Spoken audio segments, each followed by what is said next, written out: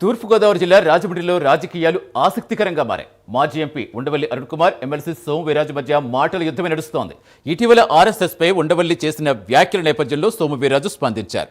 October 2వ తేదీ తర్వాత ఉండవల్లిని కలుస్తానని చెప్పారు. ఇద్దరం కలిసి కూర్చుని ఎక్కడ ఎప్పుడు ఏ విధంగా చర్చించుకోవాలో డిసైడ్ చేస్తామని వీర్రాజు చెప్పారు.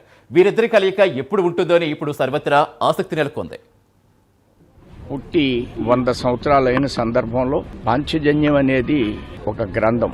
ఆయన పాంచజన్యాన్ని దానిలో కొన్ని వాక్యాలను స్వీకరించి సంఘం గురించి అనేకమైన సందర్భాల్లో వారు వివరణ ఇస్తున్నారు, విమర్శిస్తున్నారు. దీన్ని నేను వ్యతిరేకిస్తున్నాను. రేపు జరిగే గాంధీ జయంతి తర్వాత నాకు కౌన్సిల్ ఉంది. గాంధీ జయంతి తర్వాత ఇద్దరం కూర్చుని మనం ఏ తేదీని అయితే బాగుంటుంది అనేది వారితో మాట్లాడి కార్యక్రమాన్ని నిర్వర్తిస్తాం.